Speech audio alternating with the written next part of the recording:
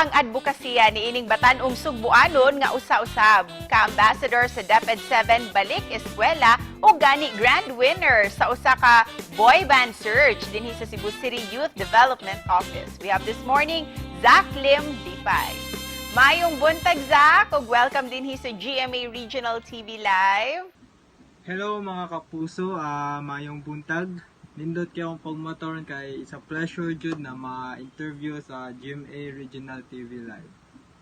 Zach, how were you discovered ug kanusa pug ka nagsugod ni ining imuhang karera? First nako so good kay sa beauty pageant ra jud. Then ato ko na discover ni Sir Jaro Santos. So mo to gi-invite ko niya join sa Sibuyang Boy Band. Then thank God kay naka-champion ko. Then anha na sa nagsugod ang pakwela sa Balik Eskwela by DepEd na campus tour. Then hantod kong asa no karon. Gawa sa imuhang studies, sa imuhang modeling o isip usa ka influencer, of course your fans would like to know if unsa ang imuhang mga hobbies and mga interests. Akong mga hobbies ra jud kay biking. Then sometimes kay mag-play ra og basketball, but if naara ko sa balay kay mag-surf ra ko sa internet, then mag-play ra sa mga dogs.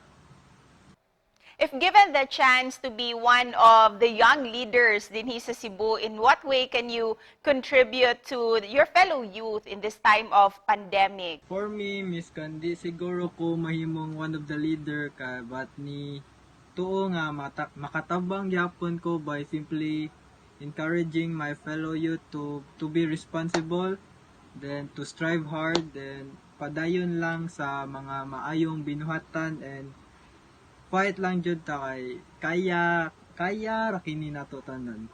Mga Bisaya baya ta. So kaya ra kini nato. Ug karong 2022, Zach, what's next for you this year, especially sa imuhang career? For now, nag-focus ko sa akong studies ra jud.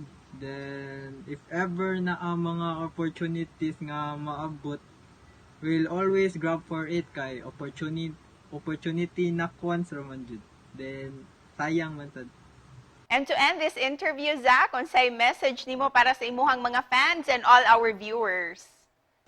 First of all, sa akong family na nagtanaw karon kay thank you kayo sa mga sacrifices o sa inyong support kay kung wala mo, wala sad ko diri.